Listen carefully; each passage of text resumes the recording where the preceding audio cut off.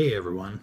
Oh, the irony it burns. I've been reading through the comments on my recent couple of uploads regarding M.K. Mason 2002 and her assertion that atheists don't exist. Now, if you've watched her video or even my couple of uploads and read some of her comments, you'll notice she seems to have some confusion regarding evidence and belief. She seems to say that you can't formulate a belief based on poor evidence, no evidence, or a lack of evidence.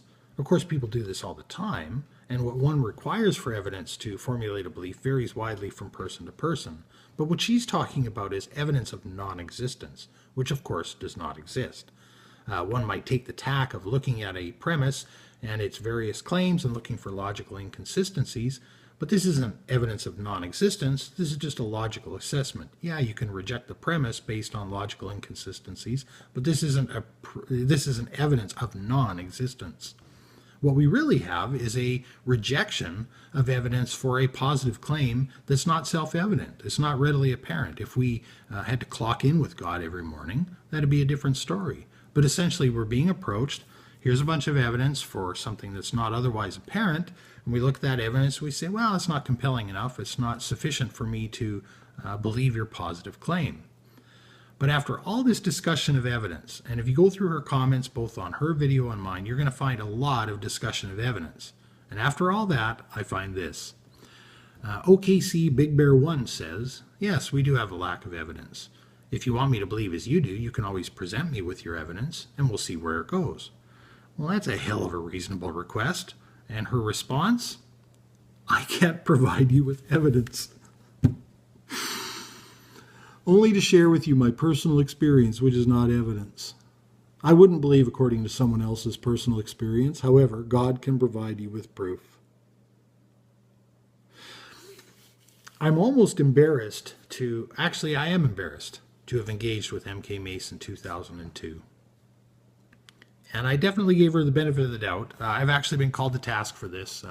Scrub Sherilyn, I hope I didn't butcher your username, said, love your work, but sometimes you bend over backwards to be pleasant.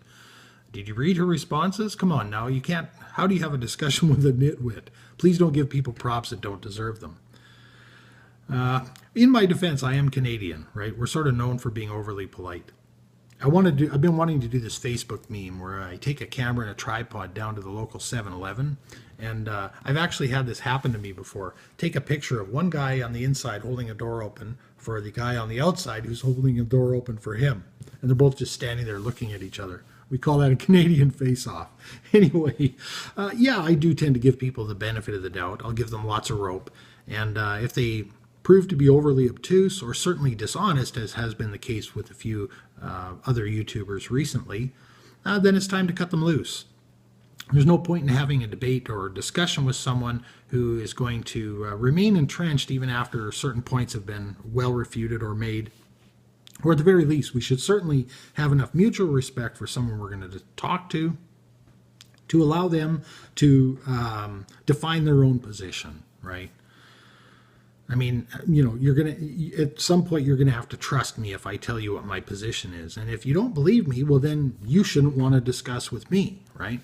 So in any case, you know, at first I really honestly thought that she was looking for honest replies or responses to her video, not some sort of an echo chamber or a chance to have a trial by fire, which I now realize is what's going on here. The first time I heard her say she was prepared for a fiery conversation, I assumed she sort of meant, you know, I can take it. Bring me your best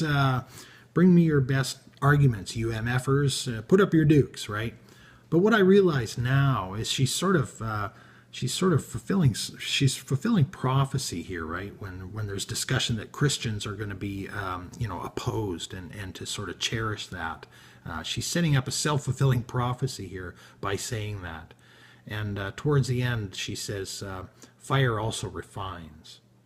Well, yeah, sometimes fire does refine. Sometimes it cleanses and purifies. And sometimes fire just burns all your skin off. Thanks for watching.